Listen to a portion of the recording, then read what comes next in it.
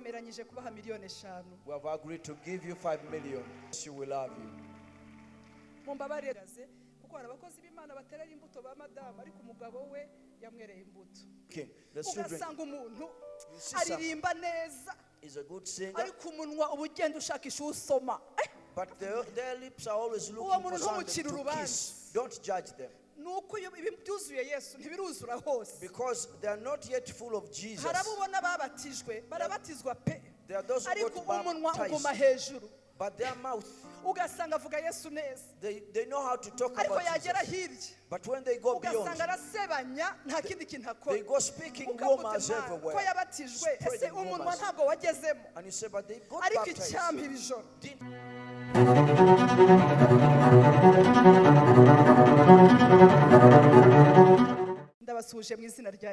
I greet you in Jesus' name. Greet someone on your right and left and tell them, praise the Lord.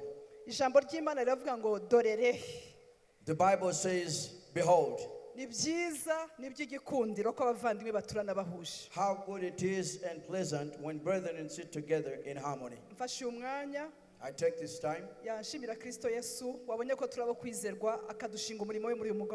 want to thank the Lord Jesus who found us faithful and entrusted us with his ministry. Yes, we want to appreciate Jessica Muchowera, the woman of God, the one that God has anointed. And she's of a great purpose in the kingdom of God. And she's of great value in the body of Christ.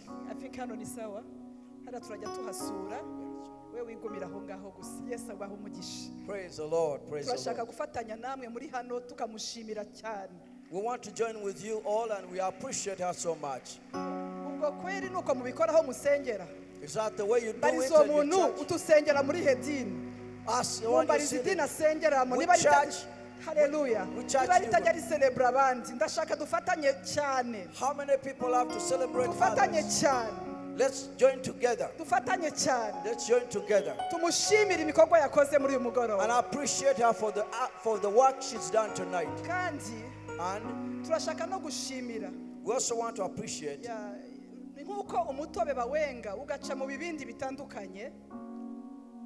just as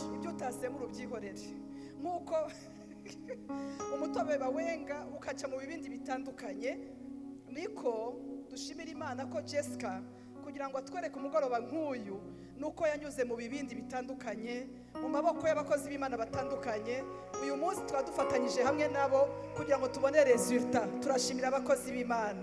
Just juice goes through different pots. That's how she went through different hands to be able to bless us. We want to appreciate all the servants of God that helped her. I want to appreciate all the pastors present here. I've seen Apostle Sosten and others. Yes, Pastor Solange muri Foursquare. Pastor Solange from Foursquare. Umuyobozi wa Mothers Union mu Rwanda, Mama Chantal Mbanda. N'abandi bashumba benshi abavuga butumwa benshi nababonye mureke tubashimire. And all the pastors and the other preachers, let us appreciate them. Nanjye ndi apotre Mignonne. And I'm Apostle Mignonne. Nkaba ndi umukobwa Yesu yagiriye ubuntu. And the Lord has blessed me. Nagiriye ubuntu bwo gukizwa muri 91. I got grace to get saved in 91. Muri 89 numvise ubutumwa bwa Bonke. In 89 I heard Bonke's gospel. Ariko sinajya imbere kwatura. But I did not go forward to confess. Tonight you might hear the gospel and return in 2 years. Let's preach it now. He preached and said Jesus is returning. And he talked about the word called Maranatha. I spent 2 years with that word.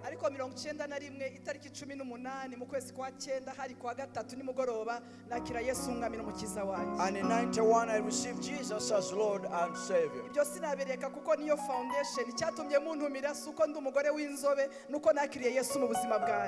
foundation. The reason you invited me is not because I'm a brown lady. It's because I received Jesus in my life.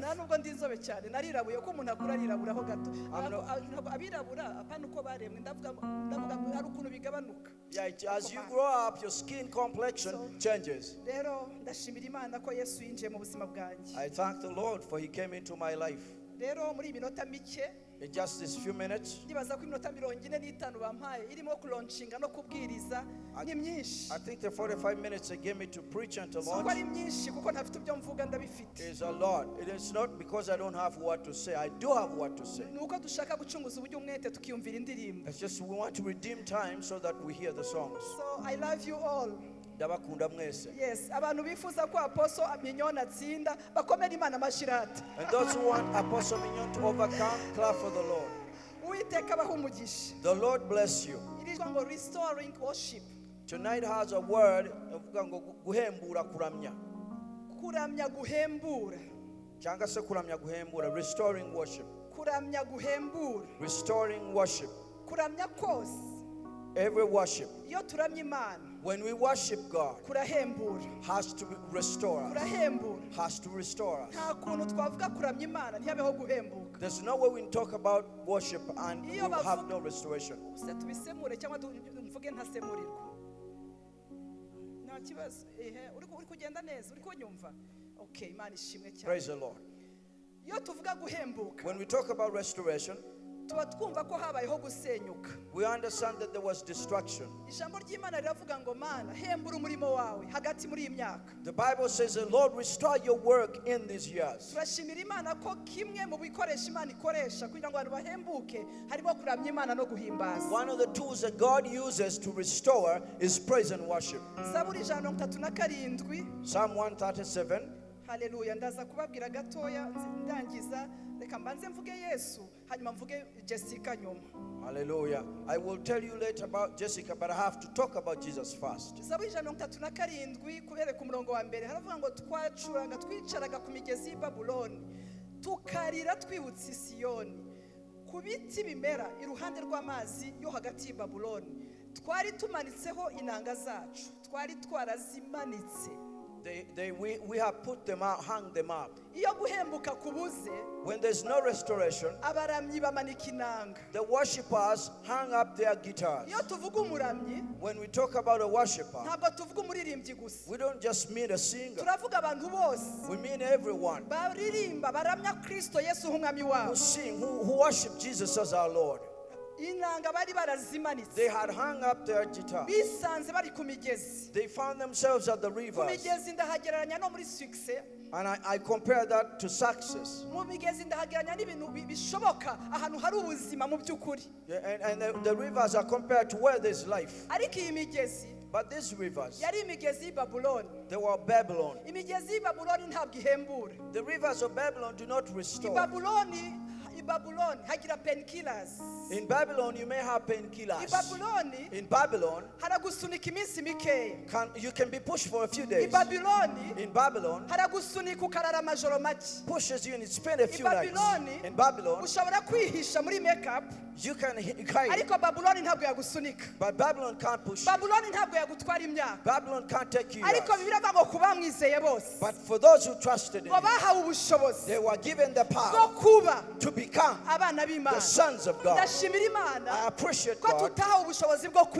We were not given power to be called. We were given power to become. People can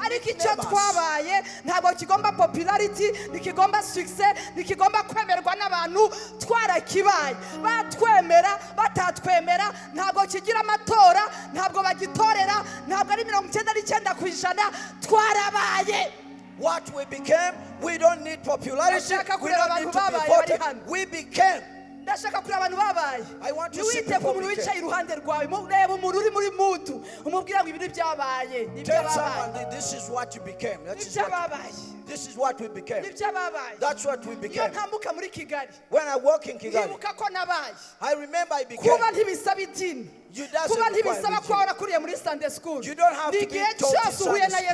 Whenever you meet Jesus, and He comes into your heart, and He takes away your, and He changes you. Oh, Jesus. Hallelujah. ndashimira Imana muri I bisho appreciate God tonight. ndashimira Imana yampaye agatuti reka I nyivuge thank God He gave me this platform. Let me Reka preach nyivuge. about Him. Let me talk about reka Him. nyivuge Let me talk about Him. ndashimira Imana ko twabaye I thank Him that we ndashaka became abantu babaye bakomera Imana amashyi people who became God for Jesus. guhembuka kwa mbere The first ni restoration ukuba is to become. Yohani yarabivuze muri Yohana 1:16 John said it in chapter 1 verse 16. aravuga ngo He said that twakiriye kubimwuzuye we received of Him, ibimwuzuye which was a fullness of Him. ibimwuzuye Fullness uwo of ni Him. Yesu Kristo Jesus Christ. ngo yabiduhayeho He gave it to us. aragenda akabiha ku muntu uri mu cyaro He goes and He gives to someone in akabiha no the ku muntu uri village. muri Amerika And one in bigera America New York bikagera Nyamagabe goes to New York and to yafashe Nyamagabe. ibimwuzuye He got what was full abiha in Him. abize n'abatizi Gave to the abiha illiterate abakomeye and the n'abadakomeye educated, the niyo strong mpamvu and the umuntu simple. utize ahagarara imbere y'abantu akemerwa That's why you stand Nuko before the people ibimwuzuye and you're accepted nibyo because yaduhayeho. you're full of what He gave to yaduhaye us. amahoro He gave us peace. yaduhaye ibyiringiro Gave us hope. yaduhaye gukomera Gave us to be yaduhaye strong. ubuntu Gave us grace. yaduhaye guhagarara Gave us to stand. yaduhaye gushikama Gave us to be no strong. mu gihe turi Babuloni To be firm even no when mu in gihe turi Babylon. mu bihe bikomeye Even when in hard times. haleluya umufite When you have Him, uramwuzura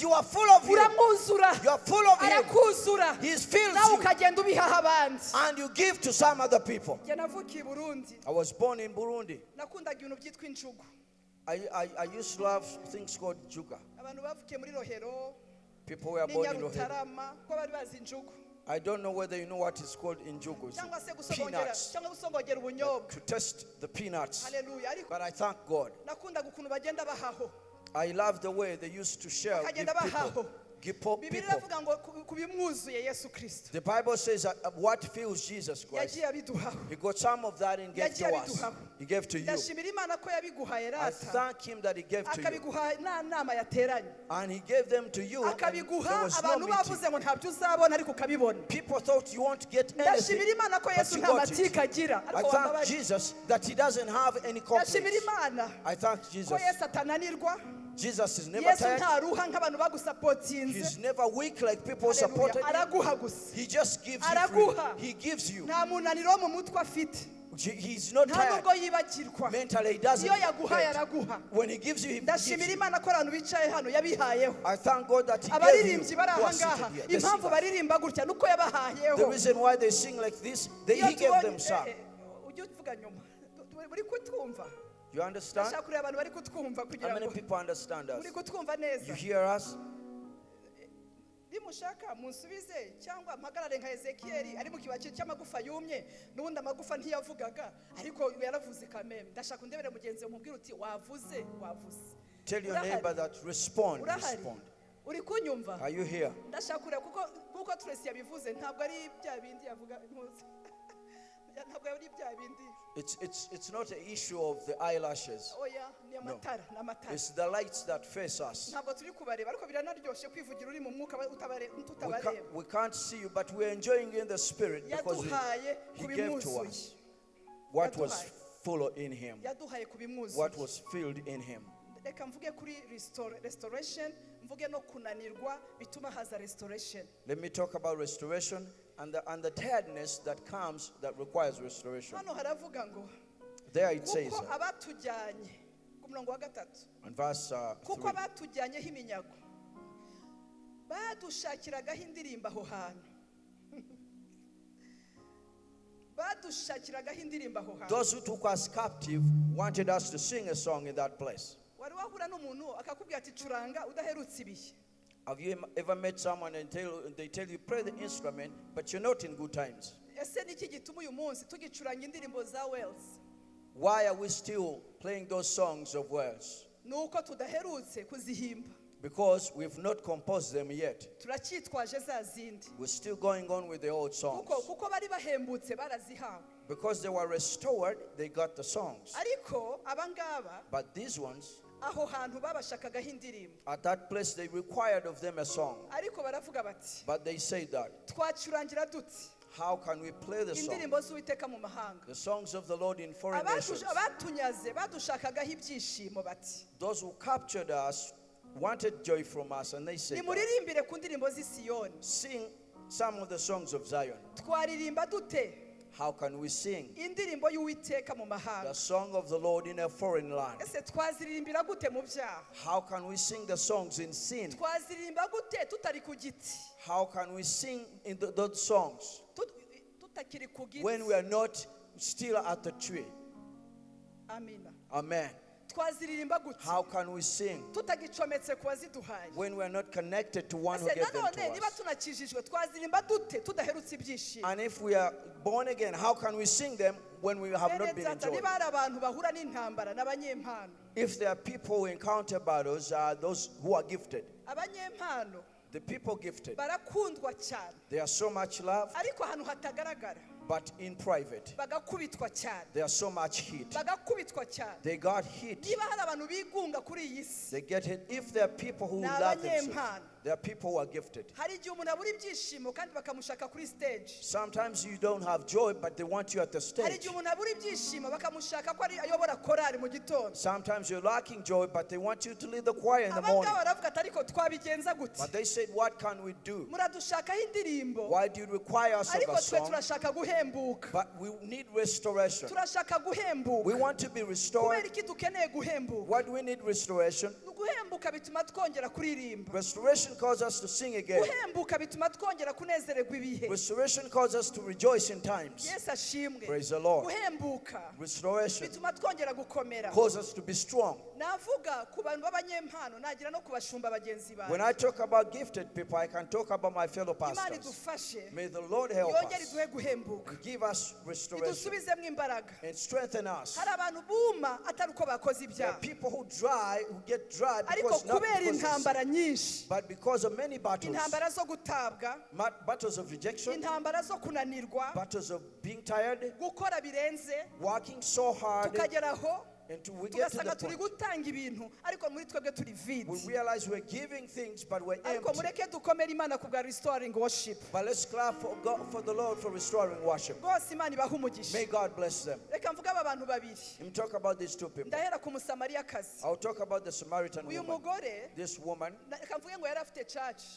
let me say she had a church, Yitwa iriba rya Yakobo. and it was called the Well of Jacob. Ndanga gusoma buri kanya kugira ngo ntakererwa. I don't want to read every time so that I don't Ni take much Yohani time. 4. It's John chapter 4. Muri Yohani 4 In John chapter 4, yajyaga kuvoma buri munsi. she used to go to fetch water Yajyaga daily. gushaka amazi buri She munsi. used to go get water daily. Ariko akajya kuyashaka. But she went to get the water. Agendeye ku isezerano rya sekuru Yakobo. She was moving in the promise of the Aho hantu ku grandfather Jacob. gikingi cya Yosefu Right there in the area of Joseph, yajyaga kuvoma buri she munsi. used to go fetch in that area. Ariko mu kujya kuvoma, But when she went, amazi yavomaga the water she fetched ntabwo yamumaraga inyota. did not quench her thirst. Amazi yavomaga The water she ntabwo fetched yamwuzuzaga. didn't fill her. Ndashimira Yesu ko yaduhaye I ibitwuzuye, thank the Lord ibimwuzuye. that He filled us. Hanyuma And umunsi umwe one day, haza restoring worship. there came restoring worship. Icyamukabwira mugenzi ngo iri joro ni rya restoring I worship. wish you tell your neighbor that tonight is restoring worship. Yesu aragenda yicara ku iriba. Jesus went and sat at the well. Ndashimira Yesu ko iri joro aje kwicara ku iriba. I thank Jesus that He's come to sit at the well. Impamvu yaryicayeho, Why did He sit there? yashakaga attention y'uwo mugore. Because He needed attention of this Hari woman. ibintu Yesu afunga akabyicaraho kugira ngo atubone. Sometimes Jesus looks up certain things and He wants to see us. Aramuganiriza. And He conversed with her. Amaze kumuganiriza, After He conversed with aravuga her, ati you woman, aramubwira ngo wa mugore we, go and bring your husband. genda uzane umugabo wawe. Ariko Yesu yari azi ko ntawe afite. But Jesus knew she didn't have a husband. Yari azi ko aryamana n'abagabo batandukanye ariko adafite umugabo. He knew that she was sleeping around with different men, but she didn't have a husband. As we rush quickly, Aravuga ati even the man you are with, He said to her ngo n'umugabo muri kumwe he's not yours. ntabwo ari uwawe. Even the man you are with, N'uwo mugabo muri kumwe he's not yours. ntabwo ari uwawe. Hari igihe Yesu atureba Sometimes the Lord looks at akabona us turiho turakanika, and He says we're just doing turiho mechanics. turafatafata ibintu, We're trying to join stuff. turanga gutakaza We want to ibintu bituma abantu batwemera, we don't want to lose. tugakanika. The thing We try to do mechanics. Akaba ariko mwana wanje. But he says, my son, let's meet at a place. Ariko Bibiliya avuga ngo Yesu The Bible says that Jesus, yiyumvamo he felt within ko akwiriye himself guca Samariya that he has to go through nk'uko agiye Samaria. kwiyumvamo muri iri joro akanyura iwawe. As he's feeling in himself to move Akanyura through your house, iwawe. Iyo come to your ahanyuze. house. When he comes there, Icyama akamperaho I wish he starts nawe with you akakugeraho. and he gets to you. Anyura arabyiyumvamo. He felt within Ahuye n'uriya himself mugore when he met that woman, baraganira. they conversed. Aramubwira ati ugiye kubona amazi. He said, you're going to get water. Yabanje kumubwira ngo igihe kirageze. He first said the time has Ndetse come. kirasohoye. And it is Ubwo now. abasenga data. Those who worship God, Abaramya my Imana. Father, who worship my Father, Abaramya nyabo. the true Mu worship. Kinyarwanda abasoma Ikinyarwanda bavuga gusenga. Those Ariko mu ndimi z'Icyongereza ni Those who ukuramya. read Kinyarwanda version, but the other version they say worship. Ubwo But in abasenga Kinyarwanda, Imana. to pray.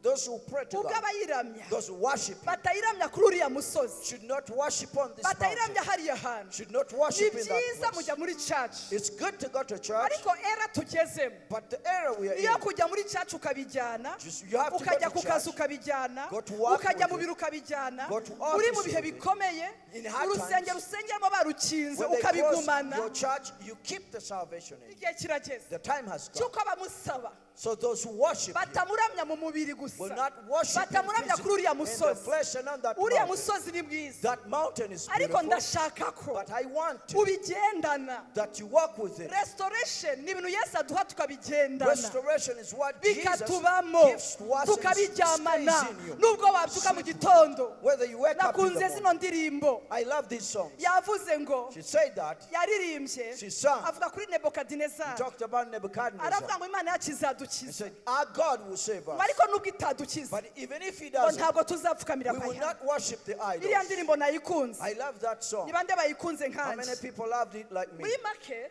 aravuga ati ugiye kubona ibintu bituma ugenda n'amazi. They say, you're going to get something Wa that will cause mugore you we to walk ntabwo with water. uzongera kunyoterwa ukundi. You woman, you will never be thirsty again. Ntabwo nzi ibintu bituma I don't know the things umuntu akubita imyaka 5 mu itorero ari mu itorero ariko akongeraho byeri ntigende ariko wantabaye ariko ndewe umuntu uri ruhande uti apostle is not judging. that causes someone to stay in a church for 5 years and they're still drinking. They're still drinking. Ugasanga umuntu see some- aririmba neza He's a good singer, ariko umunwa ubugenda ushakisha usoma. but their lips are always Uwo looking for muntu someone ntumucire to urubanza. kiss. Don't judge them. Nuko ibi byuzuye Yesu ntibiruzura hose. Because they are not yet full of Jesus. Harabubona babatijwe barabatizwa pe. There are those who Ariko got umunwa uguma baptized, hejuru. but their mouth, Ugasanga avuga Yesu neza. they know how to talk Ariko about yagera Jesus. hirya. But when they go beyond, Ugasanga arasebanya nta kindi kintu they akora. go speaking Ukavuga rumors uti, "Man, ko everywhere. yabatijwe ese Spreading umunwa rumors. ntabwo wagezemo." And you say, but they got Ariko baptized. icyampa iri joro Didn't the mouth go into the tukabona water? amazi. I wish tonight we get the water Tugahembuka. and we get restored. Tugatabarwa. And we get restored. Tukabona We kubimwuzuye. get rescued. Ikaza kutwuzura natwe. And we get full of Jesus. Umugore yataye ikibindi. The woman left her pot That was there. another story. She left her pot there. Uyu munsi turasohoka hano twataye ibibindi. Tonight we'll go out, we'll exit when we lost our Ikimenyetso pots. cy'uko twataye ibibindi. The sign that we lost our pots Nuko tugiye kubibwira abandi. is because we're going to witness to others. Yasanze abagabo bose yaryamanaga nabo. She met all the men she was sleeping Arabwira ati with. nimuze murebe umuntu. And she told them, come and see a man. Konferanse y'igiterane cye ntabwo ari restoring. Eba nimuze murebe umugabo. Her conference was not restoring worship. She said, Abagabo see a abagabo man. abibwiye. Come and see a man. Abagabo abibwiye. The men she told, Baramuga ati wa mugore we. they told her that you woman, Utubwiye ibintu byiza. you've told us good things. Ariko kubyumvira muri wowe ntibihagije. But to hear it from you is not enough. Watubwiye. You told us. Ariko uwo mugabo natwe turamushaka. But we need that man too. Yesu ntabwo wamwumva neza uhora umwumvira mu bandi. You can't hear Jesus well when you're always hearing him Biragomba yuko from nawe others. umuryaho ukamenya uwo Mignonne yakiriye n'uwo Pastor James yakiriye. You have to experience him and you know who Apostle Mignonne received and who James received. N'abandi. And the others. N'abakozi b'Imana Name n'abakristo your bari aha name. ngaha. Put your name there. And all the other Ibi servants of bintu God. These things, ikintu natanga ari ibintu bya Yesu. the things that surprised me about Jesus. Nabonye I saw abakristo byinjiye Christians who received them bona n'ababishop bitarinjiye. deeply and the bishops who never received it deeply. Ibi ngibi ntibyinjira kuko uri apotre. They don't come in and enter you because you're an Byinjira kuko apostle. wasabanye nawe akinshi. It's because you had fellowship with him and he entered. Baramubwira ati madamu They said, you woman, turashaka uwo mugabo. we want that man. Yesu Jesus, ni byiza kumwumvira muri twe. it's good to obey him in Ariko iyo us. umusogongeye But if you test him, restoration if you iraza. test on him, restoration comes. Iraza pe. Restoration comes. Ko kumvira Yesu mu bandi iteka. It's to obey Jesus within the group all the time. Kumwumva, kumufata. To hear him. I pray for you in Jesus' name. Amen. Amen. Amen. Bamubonye nabo. And when they saw him, bagumana nawe imisi ibiri. they stayed with him for 2 days. Baramwumva. And they heard him. Ntibamwumvira muri wa mudamu gusa, nabo baramwiyumvira. They did hear him from that woman. They heard him Ubuzima bwabo themselves. burahinduka. And their lives were transformed. Abo ni abambere babonye And they were restored. Those were the first to be restored. The last one I wind up with.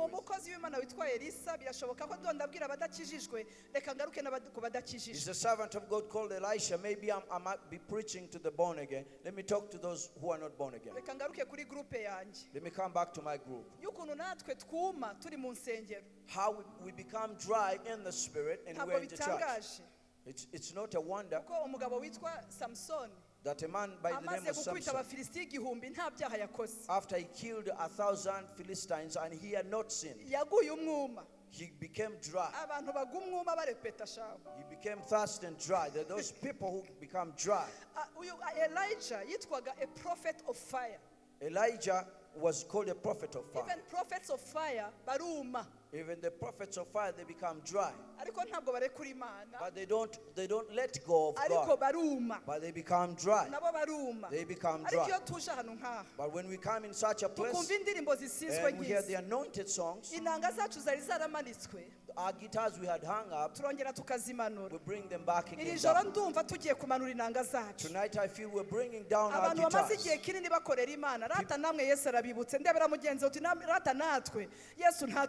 Umuntu umaze igihe akorera Imana mushake muri iri teraniro umubwire ngo iri ni ijoro ryawe, iri ni ijoro Imana ikwibutse, iri ni ijoro Imana ije gukora mu buzima bwawe. For a long time there's coming restoration. Tell your neighbor. Eliya yari yumye. He was dry, Elijah. Uyu mugabo this man, no umuntu Imana yahaye breakfast ikoresheje ibikoni. God gave him breakfast using ravens. Imuha lunch ikoresheje ibikoni. He gave him lunch using ravens. Nanjye naravuze ngo Imana itanga breakfast man igatanga na lunch. I said this God who gives breakfast. Nanjye nzayikorera ariko mwakomeye Imana amashiko. I will serve him. Please clap for the Lord. This is a man. Imana yahaye akariba kitwa Kereti. God gave him a well called Kereti. Abandi bose babura aho bavomera warahagumana. Restoration yawe iragarutse. Other people had no water but he had water. Restoration has returned. This is a man who hit the prophets of Baal 400. Yes, 450. Oh, 450. And the others of Asherah. After he killed them all, he took them to the wall of Kishon and he threw them in there. But after he left Kishon, restoration was lacking. He became dry. He went in a small bush. Coffee shop which was there in COVID time.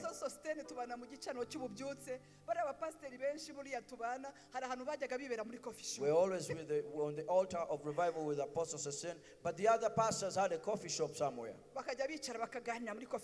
And they would sit and converse in a coffee shop. They would sit on the wells of Babylon. And they would converse under the tree.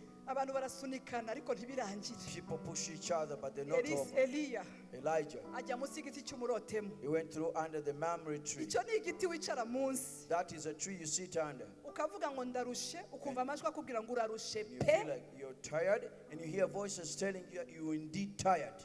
It's a tree you sit under when you're a servant of God and you're confused and you feel tired. Singers go through there. Deacons go through there. Servants of God go through there. That tree has no grace at all. It tells you stay, abide here. It welcomes you. And people tell you, where were you going? Didn't we stop you from joining religions? That's a tree you sit under. And makes you feel you're single. And tells you are divorced. To divorce doesn't mean that you sin. Well, it befell you like it happened to others. But that comes and tells you that shame on you, shame on you, shame on you. I don't know whether they've seen demons out there. They say to you, shame on you.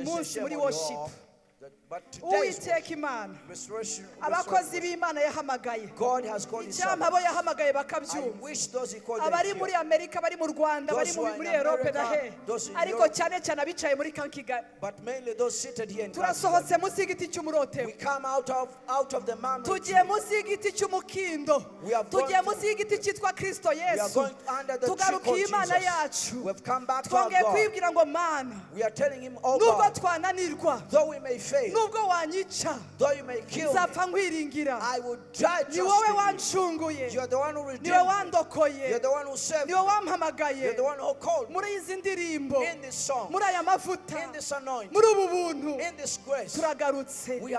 turagarutse Eliya yaravuze ngo nijye muhanuzi usigaye ariko ndashaka kubwira ngo ntabwo ari wowe wenyine usigaye abo kugukomeza barahari indirimbo zakujyana zirahari indirimbo muri iri joro zabuze mu buzima bwawe zongere zigaruke Imana yongere igusubizemo intege Imana ikuvana aho hantu umaze igihe wihishe guhindura igihugu si byo byagukiza guhindura umugore si byo byagukiza guhindura itorero si byo byagukiza guhindura umushumba si byo byagukiza icyadukiza nuko twakira guhembuka bishobotse mureke duhaguruke duhaguruke aho turi umubwire ngo nakiriye kubikuzuye kuva kera mwana ubishoboye unaniwe yicarire ariko bishoboye ahaguruke mureke tumubwire ngo mwami Yesu twakiriye kubikuzuye kuva kera waratureze turakura niwe waturinze gusitara falling. Abantu batubwiye amagambo mabi ariko we nta magambo mabi watubwiye. People told us evil words but you never told us an evil word. Ntabwo wigeze utwirukana. You have never chased us, Lord. Ntabwo wigeze utuvuga nabi. You have never spoken ill of us, Lord. Lord, you've never chased us away. Ntabwo wigeze utureka. You've never forsook us. Waraduhembuye. You restored us. Ariko uyu munsi but tonight we ask you again, come and restore us tonight. Come and give us full salvation. Come and strengthen the weak knees. Where we seem like pushing, oh God. Our knees are weak. Come and restore us. Come and do it, Lord. Your word says that. And there was born Seth. And then people began to worship God. It had been destroyed during the time of Adam and Eve. Restoration had disappeared. They had been chased out of Eden. And the angels with swords of fire protected. Because you are God, who restores us even in the hiding. Under the memory trees, find us there, Lord. And you give us the Seth, and they give birth to the Enosh, and they worship God again. Lord, we raise our hands to you again. Take us out of the walls of Babylon. We miss those times. Your word says to us that bring us unto yourself. Restore us unto yourself, and we shall be restored. Return unto us our days and be like those of old. Those are our days. Those are our days. We had those days. We lived in those days. We tested on those days. But tonight, oh God, we prepared by your maidservant, Jessica. She's a vessel so that we may be restored. Return to us, oh God. Our days, I don't know. We can join together. Those who want to receive Jesus as your Lord and Savior. But it's possible ko nawe wifuza kumva uhembutse. that you feel like you want to be restored. Umaze igihe kinini usenga You've been praying for long, ariko ufite ibikomere. but you had wounds, Urumva hari amadecision wari utangiye gufata and you feel like you were making decisions, akwigiza kure y'abantu. taking you far away from people. Turasengera mwebwe But we pray for you, ariko mwaza.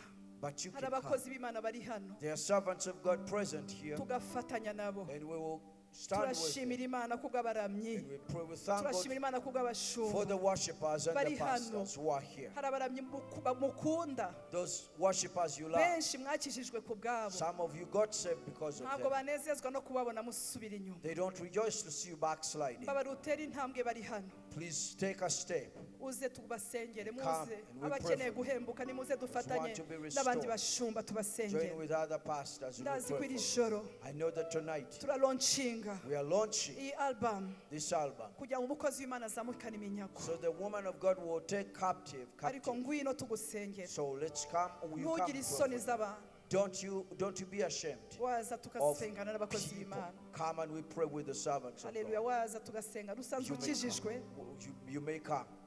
Usanzwe ukijijwe. Maybe you've been born again, Ariko wumva ukeneye restoration. but you feel you need restoration. Ngwino dusenga. Come and we pray for you. Come to the Iri altar. terano simpamya ko ryabaye ubusa.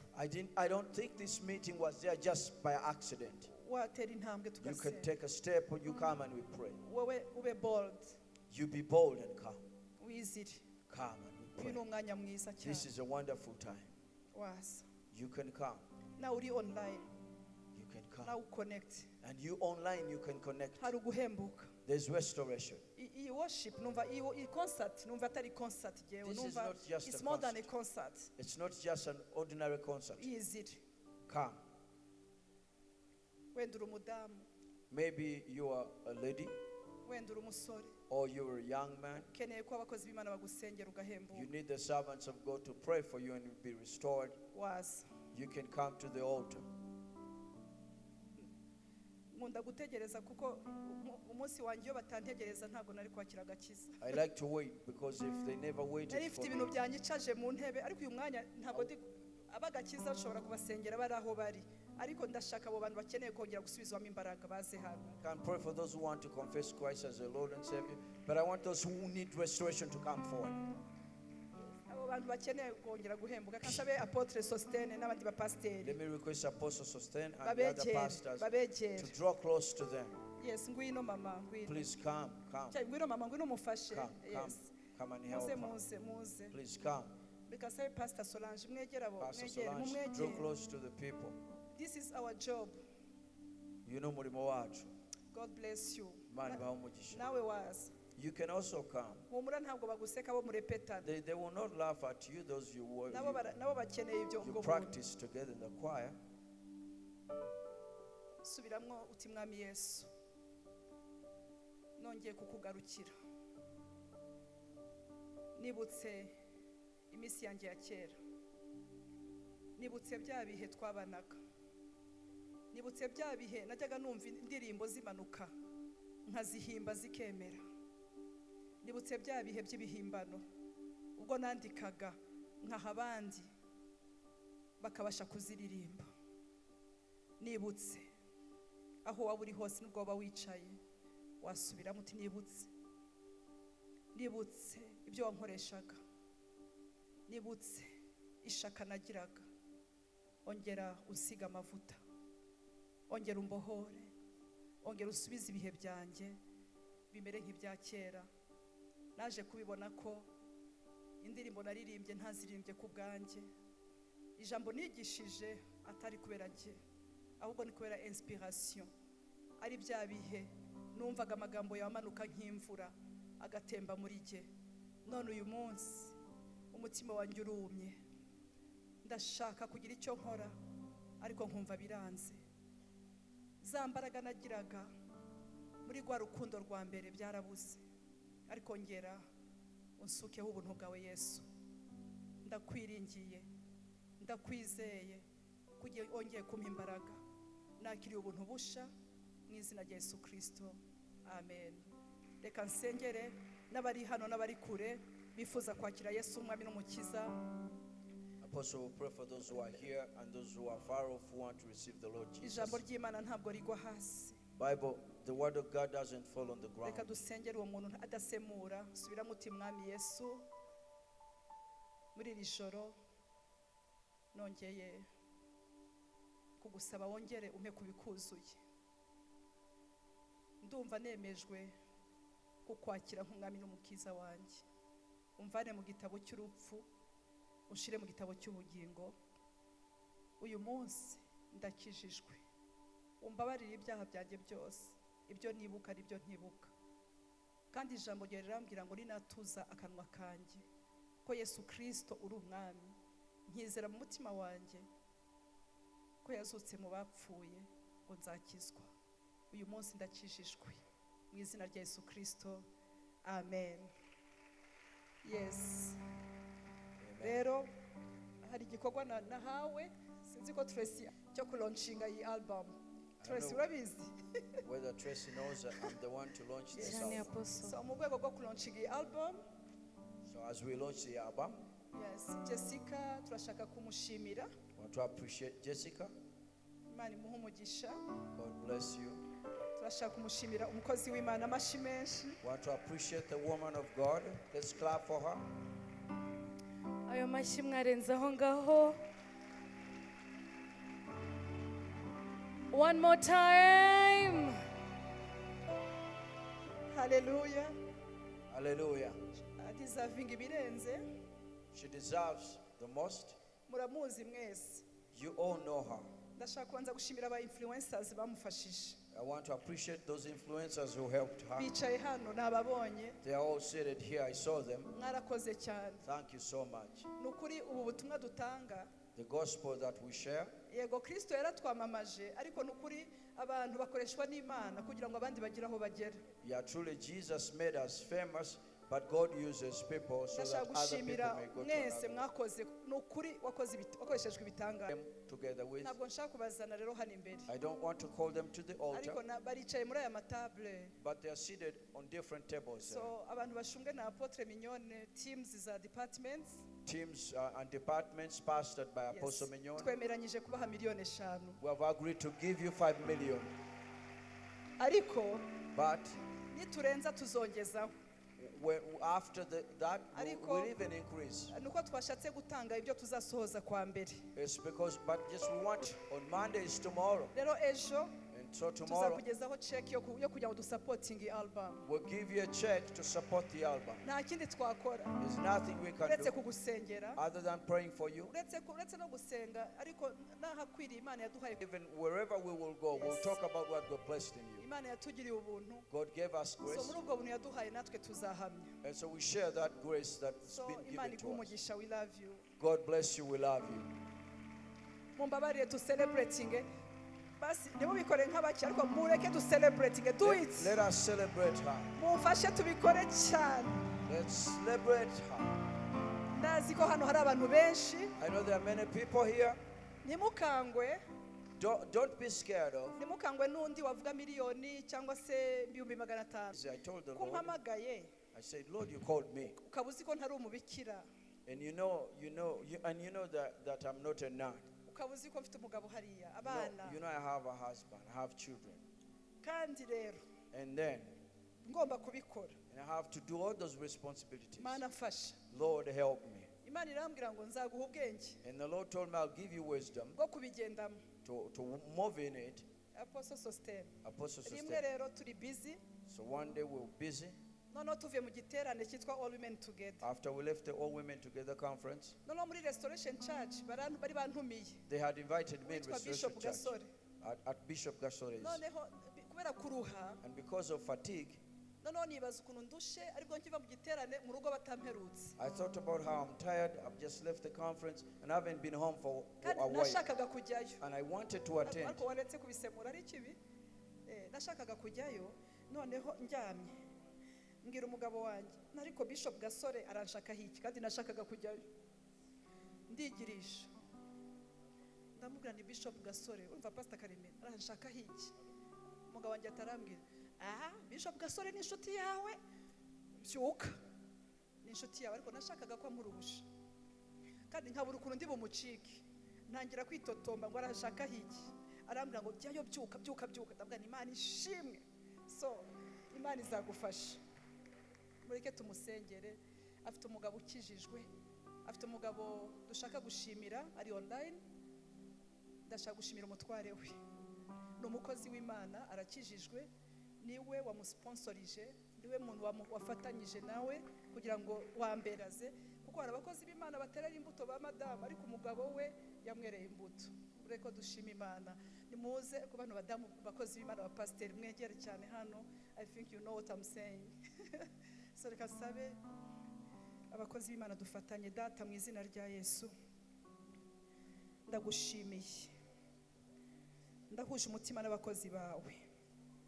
tuzi ko uyu muhamagaro utwaye kuri Mana tukavuga ngo ibi aya mavuta tubona mu banyamerika tukayabona muri West Africa tukayabona mu bihugu bitandukanye kuki utayaduha muri bene wacu kuki utahagurutsa abanyarwanda n'abanyarwandakazi bakagukorera ubwo bamusigaga amavuta ngo umutambyi Sadoki n'umuhanuzi Latani ngo muri gospel y'ukuri ntabwo yigeze atandukira ntabwo yagiye kuririmba ibinezeza abantu ataravuga ubutumwa bwawe ndasaba ngo bigende bigere kuba hafi n'abakure mwami na babandi bari mu bihugu bitandukanye babandi batazanahura nawe bazavuga uko bakize ibikomere bazagira inzozi bakire babohoke kubwa Jessica Mucyowera turagushimiye ko umusize amavuta y'igikundiro turagushimiye ko umusize amavuta Mana amavuta yo ku mudugudu ajya arenga akagera ku karere akagera ku cyamuri muri ya package twazanye cyane n'ubundi uri cyane n'indani cyane munyemerere dushimire umubyeyi dushimire apostle tumwereke urukundo we honor you mom we honor you apostle I hope you're going to tell us something with Patrick yes we are shari nta kintu mwuka uri kubwira itorero